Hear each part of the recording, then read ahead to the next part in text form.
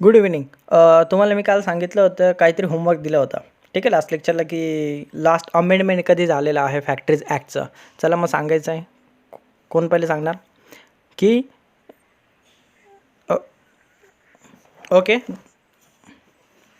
10 August. ठीक आहे, हरकत नाही. 2016 या वर्षात झाले. अजून कोणाला यापेक्षा अलग वर्ष? हे बघा, अजून काय आहे?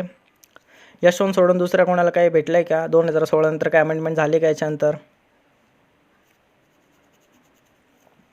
ठीक आहे, विकी पेरकर. हां, शोधलं वर्ष लास्ट अमेंडमेंटचं. तर बघूया सेक्शन 41G काय सांगतं आपल्याला. Workers participation in safety management. आता सेफ्टी मॅनेजमेंटमध्ये कामगारांचं देखील काय पाहिजे तिथे पार्टिसिपेशन पाहिजे, म्हणजे त्यांचा देखील समावेश तिथे पाहिजे. का बरं आणि कसा, तर ते बघूया काय आहे. The occupier shall be in every factory where hazardous process takes place or where hazardous substances are used or handle set up safety committee. म्हणजे प्रत्येक ऑक्युपायरचं हे कर्तव्य आहे की जर त्याच्या कंपनीमध्ये, त्याच्या फॅक्टरीमध्ये, कारखान्यामध्ये जर हजार्डस प्रोसेस होत असेल एखादी, तर त्याने सेफ्टी कमिटीचं तिथे गठन केलं पाहिजे. ठीक आहे, आता सेफ्टी कमिटी काय असते मी तुम्हाला सांगून देतो. सेफ्टी कमिटी एक ग्रुप असतो लोकांचा, त्याच्यामध्ये 8 लोक मॅनेजमेंटचे असतात, म्हणजे HRचे असतात, सेफ्टीवाले असतात, म्हणजे तुम्ही देखील असणार त्या कमिटीमध्ये. दुसरं 8 लोक वर्कर असतात त्याच्यामध्ये. ठीक आहे, जर 4 मॅनेजमेंटचे असतील तर 4 वर्करचे असतील. ठीक आहे, 5 जर मॅनेजमेंटचे असतील तर 5 वर्करचे असेल, म्हणजे अर्धे 50-50% दोघं पार्टीचे असेल, असं ह्या कायद्यामध्ये त्यांनी सांगितलेलं आहे. आणि सेफ्टी कमिटी काय करते, तर वर्करचे लोक त्यांचे प्रॉब्लेम सांगतात, त्यांचे सजेशन सांगतात की सर इथे असुरक्षित आम्हाला वाटतंय, तर तुम्ही असे बदल करावे. तर हे सर्व सजेशन वगैरे चालतं आणि शेवटचा जो निर्णय आहे सेफ्टीवरचा, तर ती कमिटी घेते. आणि कमिटी सेफ्टी टीमला, कंपनीला बरेचसे सजेशन देते की तुम्ही असं करा, तसं करा, हे असं ऑडिट घ्या, मशीनमध्ये असा बदलाव करा. आणि हे सर्वांचं काम एकच असणार आहे. सेफ्टी कमिटीचं असो किंवा सेफ्टी ग्रुपचं असो, टीमचं असो किंवा सेफ्टी डिपार्टमेंटचं असो, कंपनीमध्ये एकच काम असणार की कंपनीचे जे कामगार आहे, कारखान्यातले कामगार आहे, त्यांची सुरक्षा करणं. दुसरं, ह्या करत असताना किंवा कुठले प्रोसेस होत असताना कुणालाही इजा, अपघात होणार नाही याची काळजी घेणं, निसर्गाचा ऱ्हास होणार नाही, आणि सर्वात महत्त्वाचं म्हणजे प्रॉपर्टी, जी मालमत्ता आहे त्याचं नुकसान देखील होणार नाही. हा काय असणार आहे, त्याचा हेतू असणार आहे त्या कमिटीचा. बरं, आता याच्यामध्ये कोणाला काही शंका आहे का? कंपनीमध्ये किती मेंबर असतील एकूण? 10, 12, 8, 4 किंवा 2. तर हा कंपनीचा निर्णय असणार आहे. जितकी मोठी कंपनी, जितका मोठा कारखाना, तर कमिटी देखील तितकी मोठी. तर ठीक आहे, तर ते असं काय फिक्स टेम्पलेट नाही आहे. ठीक आहे, तर बघूया नेमकं कमिटी आहे काय. पण आता कमिटी काय करते, कमिटीचे अधिकार काय आहे आणि कमिटीचं गठन का करायचं आपल्याला, तर पहिले हे समजून घेऊ. पण उदाहरणार्थ चला मग बाहेर जे आपण, तुम्ही बातम्यांवर, न्यूज चॅनल जर बघत असाल तर तिथे खूप वेळा ऐकतं की सरकारने काय केलं, आदेश दिले, ही अशी घटना घडली तर त्याच्यावर कमिटीचं गठन केलं वगैरे. ह्या गोष्टी ऐकता तुम्ही. तर नेमकं कमिटी का करते? कमिटी काय करते, त्या किस्स्यामध्ये जी घटना घडलेली आहे त्याचा पूर्ण अभ्यास करते आणि एक रिपोर्ट बनवून सरकारकडे देते. उदाहरण देतो, जसं की आता तेलंगणामध्ये काय घडलं, तो अपघात घडला, ते विषारी वायूची गळती झाली. तर तिथलं तो जो रिपोर्ट आहे तर ते पूर्णपणे त्याचा अभ्यास करतील, इन्व्हेस्टिगेशन करतील, आणि जे त्यांना वाटतं की कोण दोषी आहे, कोणाची चुका आहे, काय काय घडलं नेमकं, याचा पूर्ण अभ्यास करून ती कमिटी काय करेल, तो रिपोर्ट सरकारकडे म्हणजे गृह मंत्रालयाकडे सोपवणार आहे. तर सेम कमिटीचं इथे देखील तेच काम असणार. कमिटी काय करते, पूर्ण कंपनीचा काय काय प्रोसेस चालतात कंपनीमध्ये, वर्करला कसा धोका आहे, अजून आपलं एन्व्हायरमेंटला कसा धोका आहे, तर याच्या सर्वांचा अभ्यास करते बारीक. आणि नंतर काय करते, नेहमी ती काय करते, ते रिपोर्ट देते आणि काही निर्णय घेण्याचे देखील अधिकार कमिटीकडे असतात. बरं, आता कमिटीमध्ये जर आपण वर्कर घेतले किंवा सर्वच जर मॅनेजमेंटचे माणसं घेतले तर काय प्रॉब्लेम होतो. इथे एका साईडला म्हणजे पार्शलिटी होते, म्हणजे सर्व जे निर्णय घेतले जातात ते वर्करांच्या बाजूने घेतले जातात, म्हणजे आपल्याला त्यांची सुरक्षा घ्यायचीच आहे. पण कधी कधी काय होतं, इंटेलेक्च्युअलिटीची म्हणजे क्वालिफाईड पर्सनची जर त्या कमिटीमध्ये जर कमी असेल तर निर्णय कधी कधी चुकतात देखील. ठीक आहे, तर त्यामुळे मॅनेजमेंटचे देखील तितकेच माणसं तिथे ॲड करावे लागतात आपल्याला, आणि पूर्ण मॅनेजमेंटचे माणसं देखील घेऊन जात नाही, कारण आपल्याला वर्करांची देखील बाजू बघायची. म्हणजे नेमकं ॲक्च्युअली ग्राउंड झिरोवर ते जे काम करतात त्यांच्यामध्ये काय प्रॉब्लेम होतो. आपण तर PP देऊन टाकू, पण PP ॲक्च्युअली वापरणार कोण आहे, वर्कर वापरणार आहे. ठीक आहे, आपण गाड तर मशीनवर लावून देऊ, पण त्या मशीनवर काम करणार आहे वर्कर करणार आहे. तर नेमकं त्या व्यक्तीला काय प्रॉब्लेम येतो, हे आपल्याला त्याच्याकडून ऐकायचं आहे, त्याचे फीडबॅक घ्यायचे असतात, त्यांची देखील बाजू मांडून घ्यायची असते. वर्करांची बाजू मांडण्यासाठी आपल्याला सेफ्टी कमिटीमध्ये त्यांचे अर्धे मेंबर ठेवावे लागतात. हा फॅक्टरीज ॲक्टने नियम सांगितलेला आणि त्याचे मागं हे कारणं असतात पूर्णपणे. मग आता चला तर बरं बघूया नेमकं होतं काय. आपल्याला सेफ्टी घेत असताना एक गोष्टींचं तिथे लक्षात ठेवायचं नेहमी, तुम्ही कन्स्ट्रक्शनमध्ये जा, कुठेही कामं करा, प्रोडक्शन कमी होता कामा नये, काम कमी होता कामा नये, याची तुम्हाला काळजी घ्यायची. नाही तर असं काम थांबवायचं प्रत्येक ठिकाणी चालणार नाही. मग जर प्रत्येक ठिकाणी तुम्ही जर वर्क स्टॉपेज जर देत गेले किंवा जर कामच थांबवत गेले तर कंपनीत कामच चालणार नाही आणि किंबहुना पर्यायाने कंपनीच चालणार नाही. ठीक आहे, तर कंपनी काय करेल, बाबा तुम्ही आता थांबा घरी, तुम्ही आराम करा, आम्ही दुसरा एखादा व्यक्ती सेफ्टीचा घेऊन टाकू, जो की काम पण चालू ठेवेल आणि त्याच बरोबरीने काय करणार आहे, सेफ्टी पण घेणार आहे. बघा, जर अपघात झाला तिथे तुम्हाला काम थांबवावंच लागणार आहे, तिथे पर्यायच नसतो. ठीक आहे, असे पण काही गोष्टी असा की जिथे कामं न थांबवता काहीच होऊ शकत नाही, तर तुम्हाला तिथे काम थांबवावंच लागणार आहे. पण प्रत्येक वेळेस तुम्ही कामं थांबवू शकत नाही. ठीक आहे, तर ही सेफ्टी देखील काय करते, सजेशन देते, फीडबॅक देते, रिपोर्ट बनवते, ॲक्सिडेंटचे इन्व्हेस्टिगेशन ही सेफ्टी कमिटी करत असते. असे हे सेफ्टी कमिटीचे काम आहे, त्यांच्याकडे बरेचसे अधिकार असतात.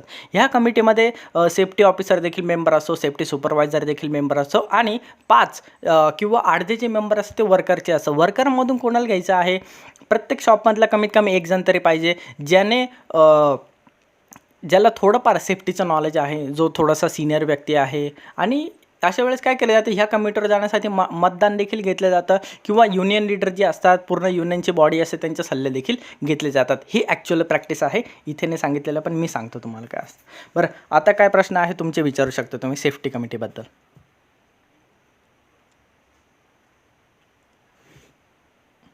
आता प्रसादचे 2 प्रश्न आहे की गव्हर्नमेंटचे माणसं असतात का नाही. गव्हर्नमेंटचा इथे काहीच संबंध नाही सेफ्टीचा. आपल्या कंपनी आहे, आपली ABB कंपनी आहे माना, तर ABBमधलेच वर्कर येतील आणि ABBचे मॅनेजमेंट लोक येतील. गव्हर्नमेंटचा काहीच संबंध नाही असणार इथे. दुसरं, इथे इक्वल मेंबर असतात. जर इक्वल मेंबर म्हणजे 2 जर मेंबर असतील, फक्त 2 मेंबरची जर कमिटी बनवायची असेल तर एक मॅनेजमेंटचा घ्यायचा आणि एक वर्करांचा घ्यायचा. जर 10 मेंबरची कमिटी बनवायची असेल तर तुम्हाला 5 यांची घ्यावं लागतील आणि 5 वर्करचे घ्यावं लागतील. मॅनेजमेंट आणि वर्कर तर इक्वल असतात, तर एकही कमी जास्त नसतो तिथे. ओके, अजून कोणाच्या मनात काय प्रश्न आहे कमिटीबद्दल. सेक्शन 41, हां यस बोला. सेक्शन 41H आपल्याला काय सांगतं, right of worker to warn about imminent danger.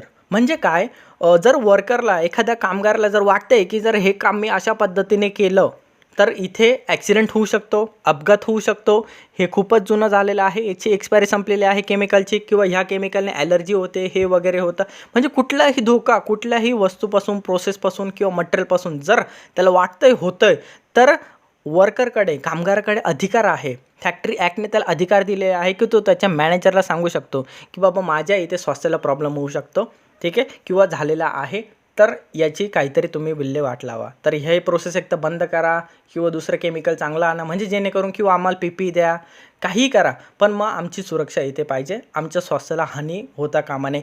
हे सांगण्याचा अधिकार वर्करला किंवा कामगारांना कोण देतं, तर फॅक्टरीज ॲक्ट देतो इथे. जर एखाद्या वर्करला वाटतंय की मला धोका आहे या कामामध्ये, काही प्रॉब्लेम आहे, माझ्या स्वास्थ्यावरती प्रॉब्लेम होऊ शकतो, माझा ॲक्सिडेंट होऊ शकतो आणि किंबहुना माझा जीव देखील जाऊ शकतो ह्या प्रोसेसमध्ये, तर तो व्यक्ती ते काम नाही करू शकत. त्याला अधिकार दिलेला आहे आणि त्या बाबतीत तो काय करू शकतो, त्याच्या मॅनेजरला, सुपरवायझरला किंवा सेफ्टी टीमला इन्फॉर्म करू शकतो.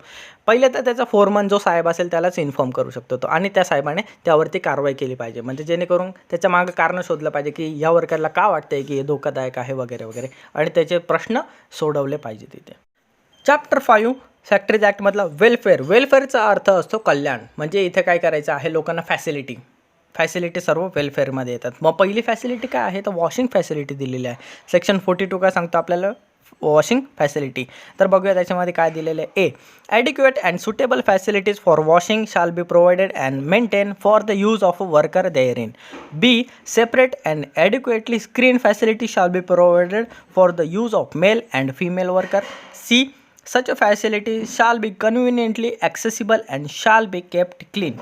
म्हणजेच काय आहे, 3 गोष्टी इथे सांगितलेल्या आहे. पहिली गोष्ट सांगितलं आहे की वॉशिंग फॅसिलिटी म्हणजे त्यांच्या स्वच्छतागृह दिले पाहिजे. म्हणजे टॉयलेट असो, हातपाय धुण्यासाठी जागा असो, म्हणजे बाथरूम असो, किंबहुना काही केमिकलमध्ये तर कंपनीमध्ये ते शॉवर देखील दिले जातात, जेणेकरून तुम्ही आंघोळ देखील करू शकतात. तर ह्या वॉशिंग फॅसिलिटी तुम्ही म्हणजे कंपनीने प्रोव्हाइड केल्या पाहिजे.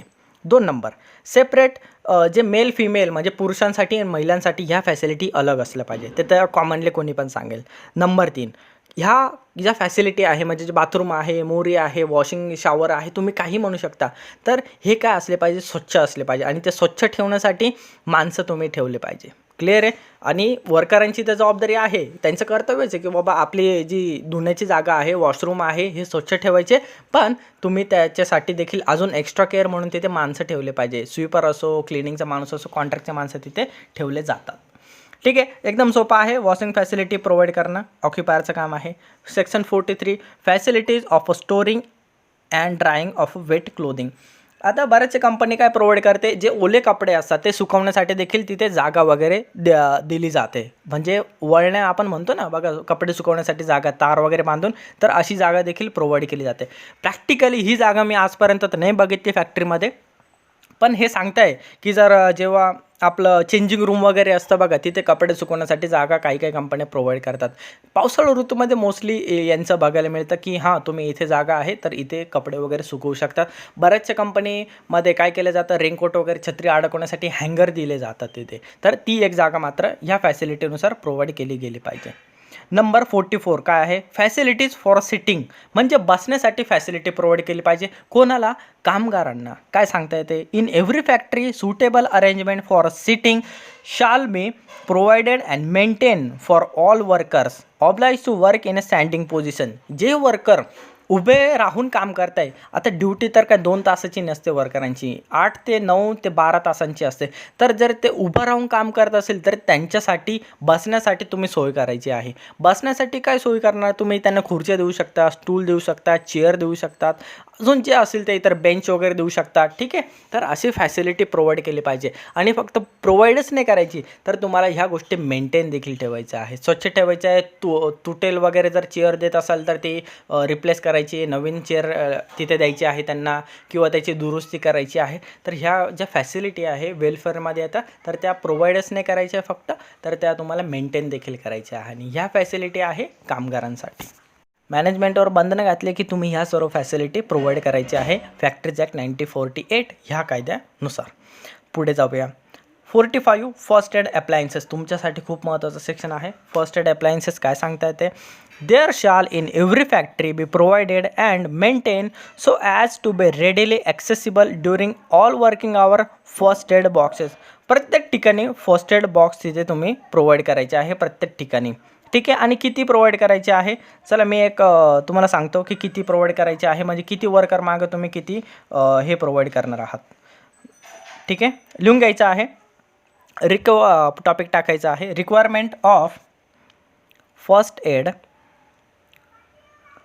Requirement of first aid boxes, requirement of first aid boxes in work place. पुन्हा एकदा टॉपिक टाक, लो रिस्क प्लेसेस किंवा लो रिस्क वर्क प्लेसेस. आता लो रिस्क वर्क प्लेसेस कुठले कुठले येतं बरं, ऑफिस झाले, तुमच्या बँक झाल्या, लायब्ररी झाल्या, ठीक आहे, रिटेल ऑपरेशन झाले, छोटे मोठे जे स्टोअर आहे तिथे काय असं लो रिस्क असते, तिथे खूप कमी असतं. मग तिथे किती ठेवायचं आहे, लिहून घ्यायचं आहे त्याच्यामध्ये डॅश करून, लो रिस्क वर्क प्लेसेसमध्ये डॅश करा. 1 फर्स्ट एड बॉक्स फॉर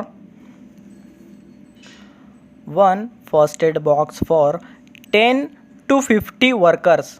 म्हणजेच 10 ते 50 वर्करमध्ये अशा ठिकाणी जिथे लो रिस्क आहे 10 ते 50 वर्करमध्ये एक फर्स्ट एड बॉक्स असलं पाहिजे. हाय रिस्क वर्क प्लेसेस, मग हाय रिस्क वर्क प्लेसेस कुठे येतात तुम्हाला माहिती आहे सर्व, फॅक्टरीजमध्ये जिथे मशिनरी आहे, जिथे हजार्ड जास्त येऊ शकतो, तर तिथे काय येतं, हाय रिस्क वर्क प्लेसेस येतात. तुमच्या कन्स्ट्रक्शन साईट येतं, खूप ॲक्सिडेंट होतं, छोटे मोठे इंजरी तर चालूच असतं, त्यांची तर नोंद पण होत नाही. तर ठीक आहे, तर ते काय झालं, हाय रिस्क वर्क प्लेसेस झालं.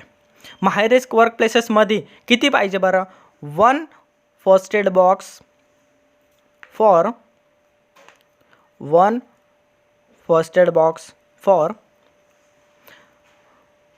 1 to 25 वर्कर्स.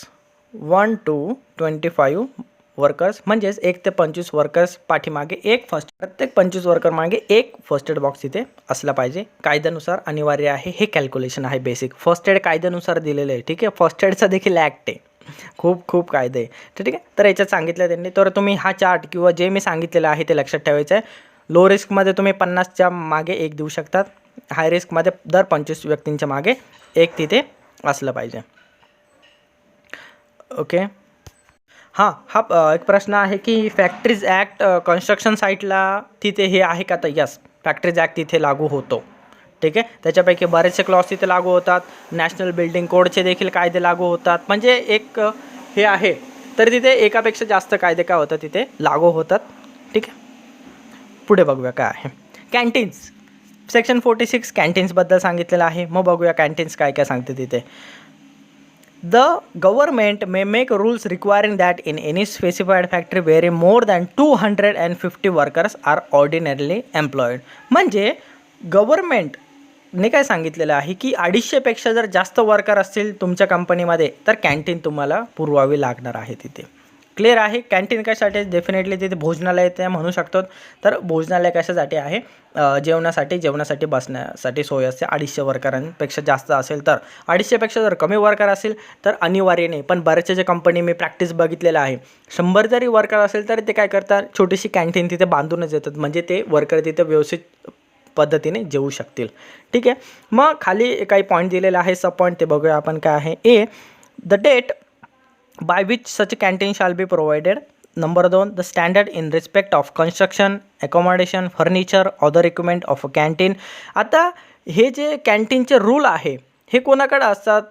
कंपनीकडं. म्हणजे कंपनीकडं अधिकार आहे की कॅन्टीनसाठी तुम्ही किती पैसे चार्ज करणार आहे, जेवणासाठी जेवण देणार आहे का नाही, तो देखील एक कॅन्टीनमध्ये प्रश्न असतो. काही लोक काय करतात, फक्त लंच रूम तिथे बांधून देतात. म्हणजे एक शेड बांधून देतात, फॅन वगैरे लावून देतात, चेअर वगैरे टेबल लावून देतात आणि ते म्हणतात की तुम्ही घरून टिफिन घेऊन या. ठीक आहे. तर काही कंपनी काय करतात, फूड फॅसिलिटी वगैरे तिथं प्रोव्हाइड करत नाही. हां, पाण्याची फॅसिलिटी मात्र प्रोव्हाइड करणं या फॅक्टरी ॲक्टनुसार अनिवार्य आहे तिथे. पण फूड फॅसिलिटी ऑप्शनल आहे. म्हणजे वाटलं तर ते ऑक्युपायर देऊ शकतो, नाही तर नाही द्यायची, त्याची इच्छा आहे. तर तो त्याचा निर्णय आहे. Number 3, the food stuff to be serve therein and the charges which may be made further. Yes, बोला. तर पहिलं काय सांगितलेलं आहे की कॅन्टीन कुठल्या कंपनीमध्ये असली पाहिजे? ज्या कंपनीमध्ये 250पेक्षा जास्त कामगार काम करतात त्या कंपनीमध्ये कॅन्टीन असणं अनिवार्य आहे.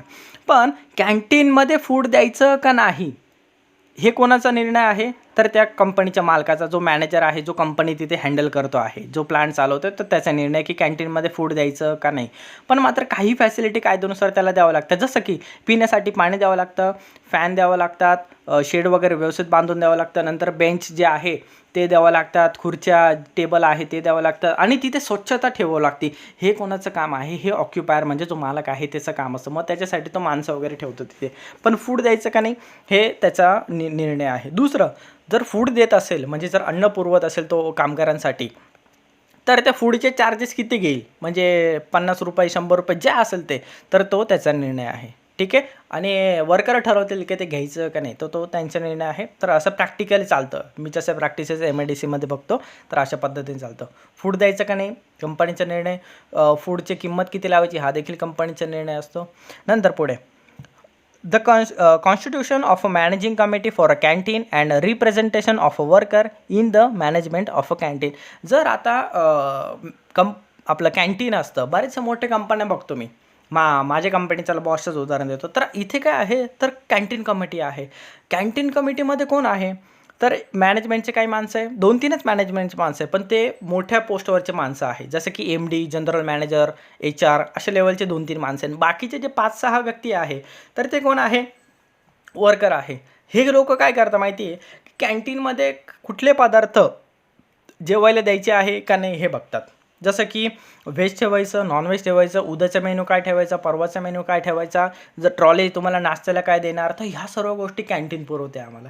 तर हे निर्णय घेतात. आणि जेवण वाढण्यापूर्वी हे लोक कमिटीवाले काय करतात, जातात तिथे पहिले टेस्ट घेतात ती जेवणाची, त्यानंतरच काय करतात, ते फूड सर्व केलं जातं. बऱ्याचशा वेळेला त्याची पहिले टेस्टिंग होते, त्याच्यानंतर ते सर्व केलं जातं. हे कॅन्टीन कमिटीचं काम आहे. कॅन्टीन कमिटी अजून एक हँडल करते, जर बजेट दिलं असेल कंपनीने की एवढ्या पैशामध्ये बसवायचं आहे, तर मग त्याचे पैसे वगैरे मॅनेज करते. तर तिथे की कॅन्टीनचा खर्च वाढतोय तर हे मेनू चेंज करा, तर हे सर्व निर्णय ते कॅन्टीन कमिटीकडे असतात. छोटीशी कंपनी असेल तर तिथे कॅन्टीन कमिटी नसते मित्रांनो. ठीक आहे. तर तिथे ते मॅनेजमेंटवालेच निर्णय घेतात, वर्करचे युनियनवाले येतात आणि दोघं मिळून ते काहीतरी निर्णय घेतात आणि त्यानुसार ते कॅन्टीनचं मेनू वगैरे ते ठरले असतात. काही काही छोट्या कंपन्या बघतो मी अंबडला वगैरे, तर ते कॅन्टीन फक्त लंच रूम प्रोव्हाइड करतात, ते फूड देखील प्रोव्हाइड करत नाही. अशा कंपन्या ज्यांच्यामध्ये फूड कंपनी प्रोव्हाइड करते तिथे काय असतं माहिती, FSSAI म्हणजे food safety standard authority of India यांच्याकडून सर्टिफाईड केलं पाहिजे ती कॅन्टीन. ठीक आहे, हे कायद्यामध्ये दिलेलं आहे. मी सांगतो तुम्हाला, तुम्ही बघा छोटे छोटे खाण्याचं जरी पॅकेट आणलं, चिप्सचं जरी पॅकेट घेतलं बालाजीचं, तर त्याच्या मागे त्याचा नंबर लिहिला असो FSSAI, बरोबर आहे. स्वीटचं दुकान जर गेलं तर ते देखील त्यांच्याकडून लायसन काढतात. तसंच कंपनीसाठी देखील ते अनिवार्य आहे की FSSAI कडनं काय करायचं, परवानगी काढायची. दुसरं अजून ते पेस्ट कंट्रोल करायचं आहे आणि जे फूड सेफ्टी आहे त्याची जबाबदारी पूर्णपणे कंपनीच्या मॅनेजमेंटची येते. म्हणजे कंपनीचा जो ऑक्युपायर आहे, जो मॅनेजर आहे, जो सेफ्टी ऑफिसर आहे त्याची येते. आणि जर काही कंपन्या काय करतात, फूड सेफ्टी ऑफिसर पण ठेवतात, म्हणजे हॉटेल मॅनेजमेंटचे जे स्टुडंट आहे तेच तिथे फूड सेफ्टी म्हणून ठेवत असतात. ते क्लिअर आहे. मग ते सर्व ठरवतात, मेनू पण तेच ठरवतात आणि फूड सेफ्टीचं देखील तेच काम करतात. मग ते पेस्ट कंट्रोल वगैरे जे असेल ते भाज्या धुणं वगैरे सर्व गोष्टी फूड सेफ्टी काय करतात, ते जे हॉटेल मॅनेजमेंटचे जे स्टुडंट अपॉइंट केलेले असतं कंपनीने ते सर्व ते बघतात. आता छोट्या कंपन्या आहेत तर ते एवढं फार लक्ष देत नाही. ते काय करतात, एखादा ठेकेदार बघतात जो हॉटेलवाला वगैरे असतात, त्याला सांगतं की बाबा तू आमच्या इथे ये आणि ह्या वर्करांना 25-100 जे वर्कर आहे त्यांना तुझ्या वेळेला दे किंवा डबे पुरव, आणि मग सर्व पद्धतीने ते चालत असतं. आणि जे आहे ते पैसे तू घेऊन टाकते वर्करांकडनं, मग ते वर्करांनी याच्यामध्ये चाललं असतं. कंपनी फक्त तो व्यक्ती नियुक्त करून देते. क्लिअर आहे यशवंत? ओके. आता ही ॲक्च्युअल प्रॅक्टिस आहे बघा. मला कायद्यामध्ये काय दिलेलं आहे जे मी हे सांगणार नाही, पण ॲक्च्युअल प्रॅक्टिस मला तुम्हाला सांगायची की खरंच मार्केटमध्ये काय चालतं, इंडस्ट्रीमध्ये काय चालतं, मला हे जास्त तुम्हाला सांगायचं आहे. पुढे 48 क्रेचेस. आता क्रेचेस कोण सांगेल बरं क्रेचेस? ठीक आहे, क्रेचेसचा अर्थ काय होतो, पाळणं घर. आता पाळणं घर काय असतं मी तुम्हाला पहिले बरं सर्वांना माहिती, पण पुन्हा एकदा माझ्याकडनं रिपीट होऊ द्या. पाळणं घर असं असतं की ज्याच्यामध्ये लहान बालक जे असतात, ठीक आहे, 6 वयापर्यंत जे बालक असतात ते तिथे सांभाळले जातात. बऱ्याचशा आया वगैरे तिथे ठेवलेल्या असतात आणि ज्यांना अनुभव असतो लहान बालकं सांभाळायचा. ठीक आहे, तर 1 महिन्यापासून तर 6 वर्षापर्यंत ते हे बालक ते आया सांभाळत असते. आता कायद्यामध्ये काय सांगितलेलं आहे, जर तुमच्या फॅक्टरीमध्ये 30पेक्षा जास्त महिला जर काम करत असतील तर ह्या कायद्यानुसार तुम्हाला पाळणा घर बांधणं अनिवार्य आहे. पाळणा घराची स्वच्छता देखील तुम्हाला घ्यायची, ते मेंटेन ठेवायचं आहे आणि त्याच्यासाठी एक आया अपॉइंट करायची असते. आता आया काय आहे मी सांगतो. आया म्हणजे अशी महिला असते की जिला लहान मुलं सांभाळण्याचा अनुभव असतो, जे ठीक आहे, तर त्याला आया असं बोललं जातं. तर ती बाई देखील अपॉइंट करायची आहे आणि तिला पेमेंट देखील कोण करणार आहे, तर मॅनेजमेंटच करणार आहे. 30पेक्षा जास्त महिला असतील तर. आणि पाळणा घरामध्ये त्या वर्कर ज्या आहे, ज्या महिला आहे महिला कामगार, त्यांना 6 वर्षापर्यंत त्यांचे बालक तिथे ठेवण्याचा अधिकार असतो त्यांच्या शिफ्टच्या वेळेमध्ये. क्लिअर आहे? अजून काही प्रश्न आहे तुम्हाला का पाळणा घराबद्दल? ओके. वेलफेअर ऑफिसर, कंपनीला वेलफेअर ऑफिसर देखील तिथे अपॉइंटमेंट करावं लागतं. काय आहे वेलफेअर ऑफिसर बघूया. In every factory wherein 500 or more workers are ordinarily employed, occupier shall employ in a factory such a number of welfare officer as may be prescribed. तर काय आहे, the state government may prescribe duties, qualification and condition of a service of officers employed under subsection 1. Welfare officer 500पेक्षा जास्त कामगार असेल तर appointment करावा लागतो. वेलफेअर ऑफिसर काय बघतो, वर्करांच्या फॅसिलिटीज. आता वेलफेअरमध्ये आपण पूर्णपणे बघितलेलं बघा, जसं की पाळणा घराला फॅसिलिटी आहे वर्करांची, ज्या महिला घर आहे त्यांच्यासाठी फॅसिलिटी आहे. कॅन्टीन काय झाली, फॅसिलिटी आहे. ठीक आहे, त्यापूर्वी आपण बऱ्याचशा गोष्टी बघितल्या त्या देखील काय आहे, फॅसिलिटीज आहे. फर्स्ट एड बॉक्स फॅसिलिटी आहे. सेफ्टीमध्ये येतं तरी पण फॅसिलिटी आहे. कपडे सुकवण्यासाठी जागा फॅसिलिटी आहे. बसण्यासाठी जागा ती देखील फॅसिलिटी आहे. तर हे सर्व वेलफेअर असतं. तर हे वेलफेअरमध्ये येतं आणि याची देखरेख कोणी करायची आहे, तर वेलफेअर ऑफिसरने करायची आहे. चॅप्टर 6 फॅक्टरीज ॲक्ट 1948चं सांगतं आपल्याला वर्किंग आवर ऑफ अडल्ट, किती तास त्याला काम करू द्यायचं आहे किंवा किती तास काम करणं कायद्यानुसार बंधनकारक आहे. चला बघूया. सेक्शन 51 विकली आवर म्हणजे एका आठवड्याला किती तास झाले पाहिजे प्रत्येक वर्करचे. No adult worker. Adult worker म्हणजे ज्या व्यक्तीचं, ज्या कामगाराचं 18 वय पूर्ण आहे असा व्यक्ती. No adult worker shall be required or allowed to work in a factory for more than 48 hours in any week. म्हणजे कुठल्याही आठवड्यामध्ये त्या व्यक्तीला 48 तासापेक्षा जास्त काम करू द्यायचं नाही किंवा त्याची परवानगी नाही. ह्या सेक्शनबद्दल मी एक्झम्पशन देखील सांगतो. या सेक्शनमध्ये एक्झम्पशन काय आहे, तर तुम्हाला प्रश्न पडला असेल की सर राव मग ओव्हर टाईम करता, बऱ्याचशा ठिकाणी 12 तासची ड्युटी असते. आता ही 12 तासाची ड्युटी किंवा जो हे असतो आपण काय बोलतो ओव्हर टाईम वगैरे, तर ही फॅक्टरीज इन्स्पेक्टरची परवानगी घेऊनच ते करावं लागतं आपल्याला. आता परवानगी म्हणजे काय, दरवेळेस परवानगी घ्यायची गरज नसते. तर एकदा त्याला सांगून दिलं, फॅक्टरी इन्स्पेक्टर जो असतो त्याला कंपनीचा मॅनेजर किंवा काय करतात HR मंडळी त्यांना पत्र लिहितात, नोटीस देतात की आम्हाला ओव्हर टाईम पण करवायचं आहे कारण आमच्याकडे प्रोडक्शन लोड जास्त आहे. तर फॅक्टरी इन्स्पेक्टरला ते सांगू लागतं. मग फॅक्टरी इन्स्पेक्टर सांगतो की हो तुम्ही 12 तासाची ड्युटी करू शकता किंवा ओव्हर टाईम वगैरे तुम्ही देऊ शकतात. क्लिअर आहे. नंतर 52 सेक्शन सांगतो आपल्याला वीकली हॉलिडेज. बरं, पण त्याआधी 51 वीकली आवरमध्ये काय प्रश्न आहे. 8 तासाची ड्युटी रोज असली पाहिजे. सेक्शन 52 वीकली हॉलिडेज काय सांगतं आपल्याला. Number 1, no adult worker shall be require or allowed to work in a factory on first day of the week. म्हणजे फर्स्ट डे कोणचा असतो वीकचा, रविवारी. कुठल्याही वर्करला रविवारी काम करणं अलाउड नसतं. जर तसं केलं किंवा तो जर व्यक्ती काम करत असेल, बऱ्याचशा कंपनीमध्ये शनिवारी सुट्टी देतात, तर त्याच्याऐवजी त्याच आठवड्यामध्ये 1 दिवस ऑफ दिला गेला पाहिजे असं या कायद्यामध्ये दिलेलं आहे.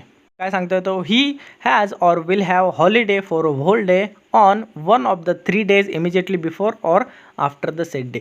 आता तुम्ही बोला की सर रविवारी पण काही कंपन्या आम्ही बघतो की वर्कर जात असतात. मग ह्या कायद्यामध्ये असं दिलेलं आहे की जर एखादा वर्कर रविवारी जर कामावर येत असेल तर त्याच्या पहिले 3 दिवस किंवा त्याच्या नंतरचे 3 दिवस त्या रविवार ऐवजी त्या वर्करला सुट्टी द्यावी लागते आपल्याला, म्हणजे कंपनीला, की बाबा सुट्टी घेतो आता रविवारी कामावर आलास ना तर सुट्टी घ्या. आणि काही लोकांना काय केलं जातं, काही कंपनी तर शनिवारी सुट्टी देऊन टाकतात. म्हणजे शनिवार त्यांचा फिक्स असतो. जसं की महिंद्रा कंपनी आहे तर ती शनिवारी सुट्टी देते. दुसरी बॉश कंपनी आहे त्याच्या शेजारचीच, तर ती संडेला सुट्टी देते. सेम आता जर संडेला जरी बोलवायचं ठरलं की बाबा वर्कलोड जास्त आहे तुम्हाला संडेला यावं लागेल, तर त्याच्याऐवजी 3 दिवस मागे किंवा पुढे ±3 दिवस एक त्या संडे कामाच्या ऐवजी सुट्टी द्यावी लागते कंपनीला ह्या कायद्यानुसार. Section 53 compensatory holidays. काय आहे कंपेन्सेटरी हॉलिडेज, हा कोणाला काही प्रश्न आहे. ठीक आहे, जाऊया सेक्शन 53 कंपेन्सेटरी हॉलिडेजकडे. काय सांगते compensatory holidays. Where as a result of a passing an order or the making rule under the provision of this act. या कायद्यानुसार जे रूल दिलेले आहे त्यांचे काय सांगता येते. The weekly holidays for provision is made number 1 of that section he shall be allowed within the month in which the holidays were due to him or within the 2 months immediately following that month. Compensatory holidays of equal number to the holidays so lost. आता काय सांगता आहे की कंपेन्सेटरी holidays त्या व्यक्तीला दिले जातात, याला सी ऑफ देखील बोललं जातं. माफ करा बॅकग्राऊंड आवाज आला असेल तर. काय आहे मी सांगतो कंपेन्सेटरी हॉलिडेजमध्ये. कंपेन्सेटरी हॉलिडेज म्हणजे काय, जर एखाद्या व्यक्तीला तुम्ही जर रविवारी किंवा त्याच्या सुट्टीच्या दिवशी कामाला बोलवलं तर त्या व्यक्तीला एक हॉलिडे द्यावं लागतं. म्हणजे त्या दिवशी काम करण्याच्यामुळे त्याला एक सुट्टी दिली जाते, कारण तो रविवारी आलेला आहे तर बाबा तू त्या 3 दिवसाच्या आत सुट्टी घे. क्लिअर आहे. तर त्याला काय बोललं जातं कंपेन्सेटरी हॉलिडेज. आता काही कंपन्या काय करतात, जर 10वा दिवस आलेला असेल तर त्याच्या सी ऑफ किंवा जे कंपेन्सेटरी हॉलिडे असतात ते साठवून राहतात, म्हणजे ते घेत नाही तो व्यक्ती. मग 1 किंवा 2 महिन्याच्या आत त्या व्यक्तीला ते घ्यावे लागतात असं ह्या कायद्यामध्ये दिलेलं आहे. याला बोलतं सी ऑफ. तर हे वर्करांसाठी असतं, मॅनेजमेंटसाठी अलग पॉलिसी असते. हे जस्ट बेसिकली आहे, ते रेग्युलर फॉलो होतं. तर तुम्हाला त्याच्याबद्दल डीपली घुसण्याची किंवा माहिती करून घेण्याची काही गरज नाही. तरी पण काही प्रश्न असेल कंपेन्सेटरीचे तर तुम्ही विचारू शकता. मला आपल्याच कॉलेजचं मी तुम्हाला सी ऑफचं उदाहरण सांगतो काय आहे. जसं की मला एक तर काय असतं, माझी रविवारी सुट्टी आहे, ठीक आहे. पण मला रविवारी क्लास असल्यामुळे देखील बोलवतात कॉलेजला की सर नाही रविवारी मग सुट्टी नाही घेता येणार, तुम्हाला रविवारी काम यावं लागेल. मी बोलतो पण रविवारी तर माझी सुट्टी आहे. मग डायरेक्टर साहेब काय सांगतं की रविवारी जर तुमची सुट्टी आहे ना तर तुम्ही त्याऐवजी दुसऱ्या एखाद्या दिवशी म्हणजे वीकमध्ये कधी पण तुम्ही सुट्टी घेऊ शकतात. म्हणजे ती वीकमध्ये कधीही कुठल्याही दिवशी माझ्या इच्छेने जी घेतलेली सुट्टी आहे त्याला काय बोललं जाणार आहे कंपेन्सेटरी ऑफ किंवा कंपेन्सेटरी हॉलिडे. आता समजलं तुम्हाला कंपेन्सेटरी हॉलिडे काय असतं.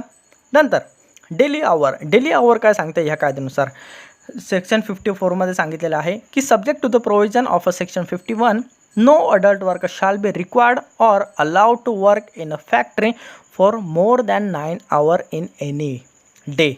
कुठल्याही व्यक्तीला म्हणजे त्याचे जेवणाचे वगैरे आरामाचे तास धरून 8 तासापेक्षा जास्त काम करण्यासाठी परवानगी नाही कुठल्याही दिवशी. म्हणजे एका दिवशी कुठलाही वर्कर 9 तासापेक्षा जास्त काम करू शकत नाही किंवा त्याला परवानगी नाही.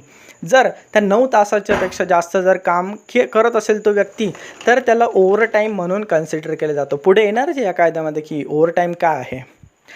ठीक आहे, तुम्हाला कंपेन्सेटरी तास कळालेला आहे.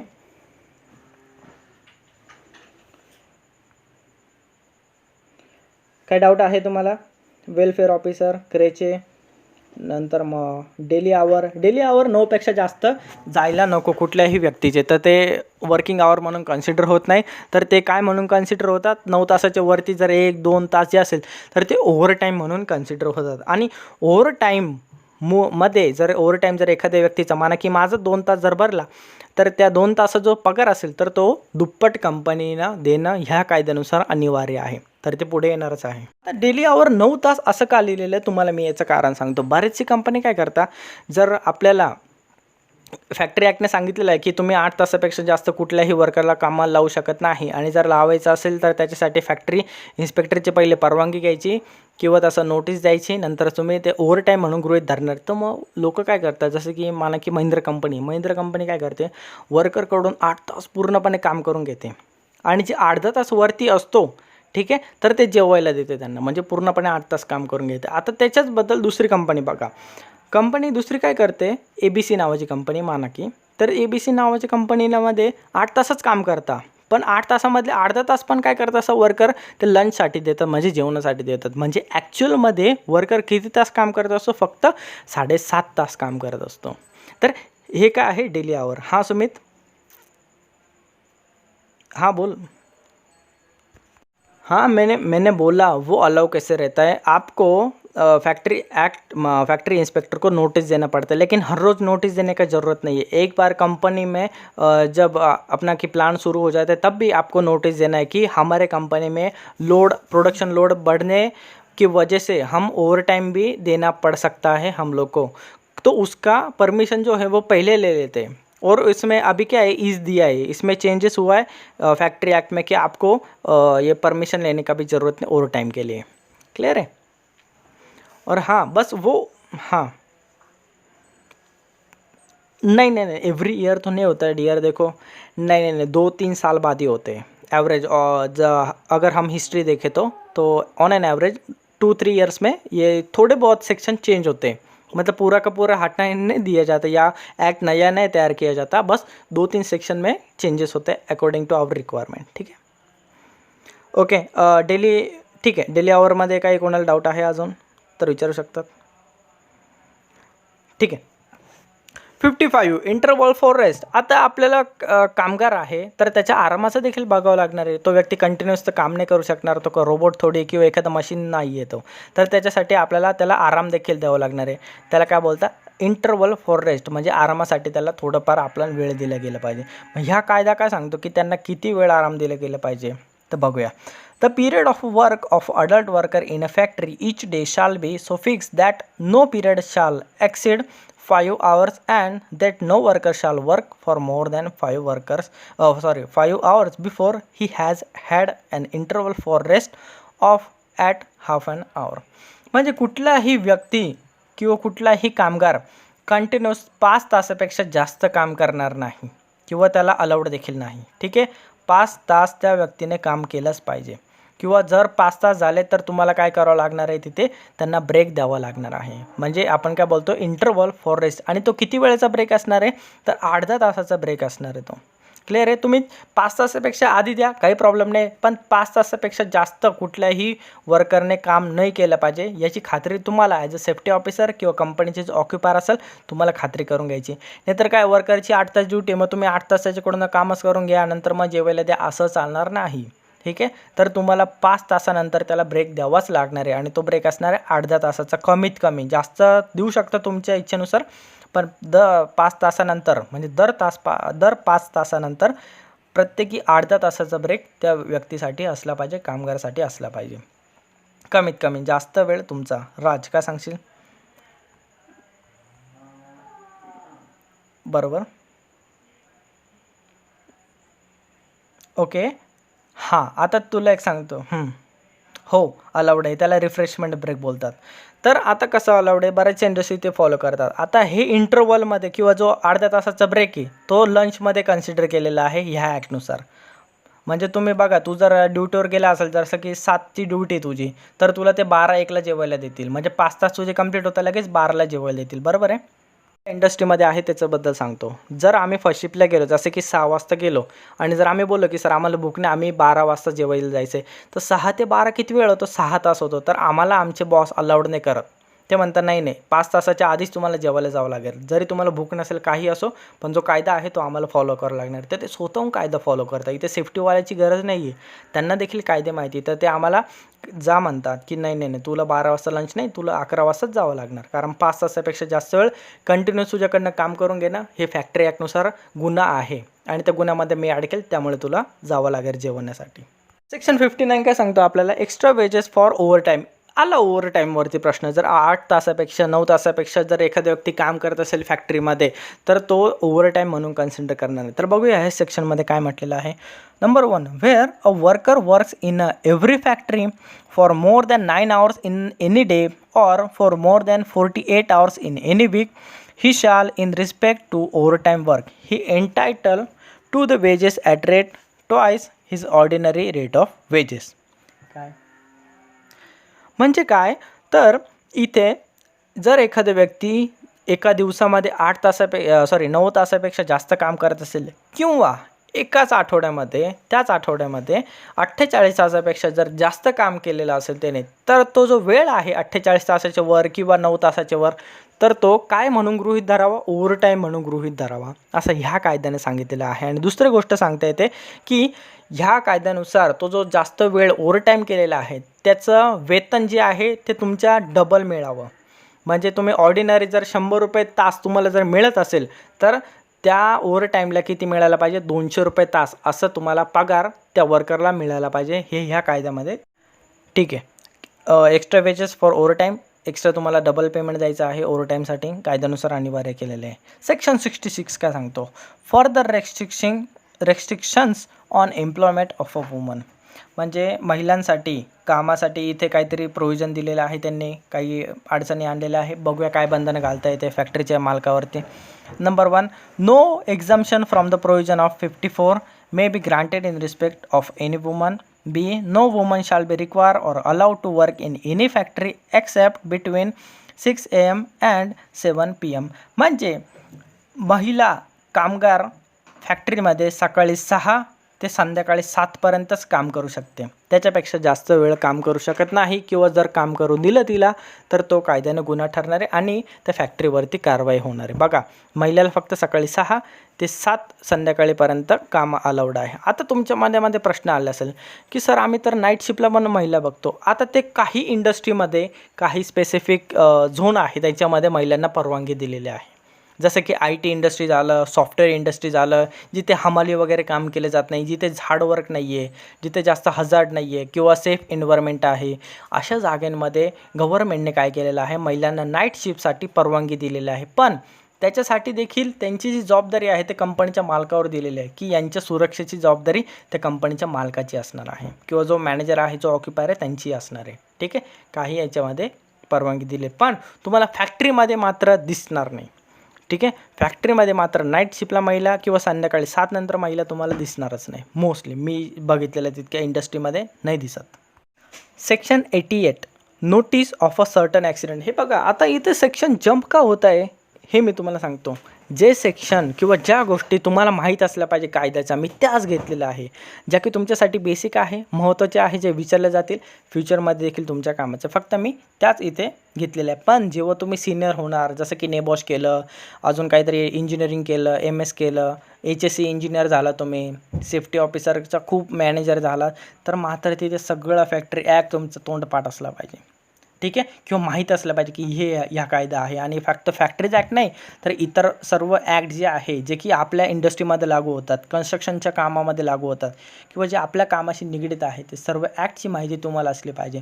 कारण बघा HSE मॅनेजर बनले आहात तर तो मोठं पद असणार आहे आणि मोठं पद असलं तर पेमेंट देखील वाढणार आहे.